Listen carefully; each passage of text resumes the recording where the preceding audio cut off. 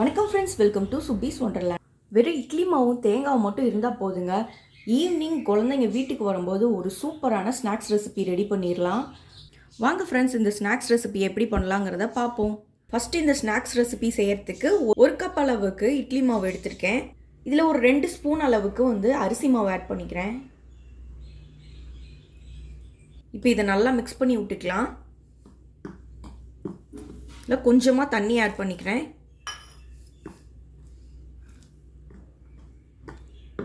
இதை நல்லா மிக்ஸ் பண்ணிக்கலாம். இந்த அரிசி மாவு இந்த நல்ல ஒரு கிறிஸ்பினஸ் கொடுக்கும். அதனால அரிசி மாவு சேர்த்துக்கிறோம். இதில் நல்லா மிக்ஸ் பண்ணியாச்சு. இப்போ இது தனியாக இருக்கட்டும். அதுக்குள்ளே நம்ம ஸ்டஃபிங் ரெடி பண்ணி எடுத்துகிட்டு வந்துக்கலாம். இப்போ ஒரு மிக்ஸி ஜாரில் அரை மூடி அளவுக்கு தேங்காய் ஆட் பண்ணியிருக்கேன். இதிலே 2 ஏலக்காய் ஆட் பண்ணிக்கிறேன். இப்போ இந்த தேங்காய் பல்ஸ் மோடில் வச்சு துருவி எடுத்துகிட்டு வந்துக்குவோம். 1/4 கப் அளவுக்கு நாட்டு சர்க்கரை ஒரு பேனில் ஆட் பண்ணியிருக்கேன். இப்போ இதில் கொஞ்சமாக தண்ணி ஆட் பண்ணிக்கிறேன். ரொம்ப சேர்க்கல, கொஞ்சமாக தான் சேர்த்துருக்கேன். இப்போ இது நல்லா மெல்ட் ஆகி வரட்டும்.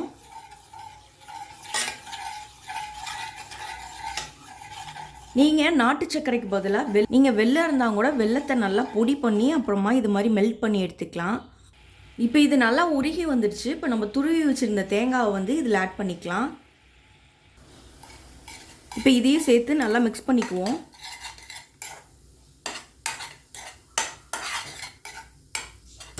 இந்த தேங்காய் நல்லா சுருண்டு வர அளவுக்கு நல்லா வதக்கி எடுத்துக்கலாம்.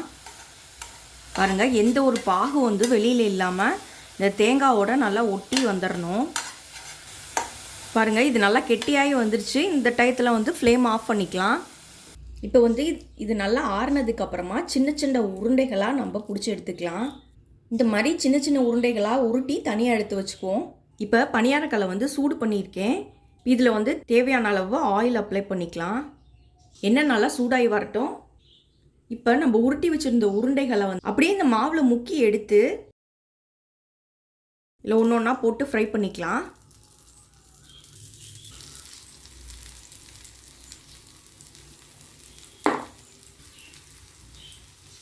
பாருங்கள், இந்த சைடில் எல்லாம் நல்லா கலர் வருது. இந்த டயத்தில் நம்ம திருப்பிக்கலாம்.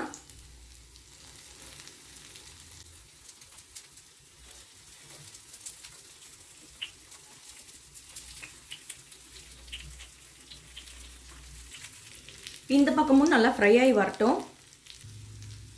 இப்போ நல்லா ஃப்ரை ஆகிடுச்சு, எடுத்துக்கலாம். அவ்வளோதாங்க. ஈஸியாக செய்யக்கூடிய இந்த ஸ்நாக்ஸ் ரெசிப்பியை நீங்களும் உங்கள் குழந்தைங்களுக்கு செஞ்சு கொடுத்து என்ஜாய் பண்ணுங்கள் ஃப்ரெண்ட்ஸ். மீண்டும் இன்னொரு நல்ல ரெசிபியோடு உங்களை மீட் பண்ணுறேன். அதுவரை உங்களிடமிருந்து விடைபெறுவது சுபீஸ் ஒண்டர்லேண்ட். தேங்க்யூ.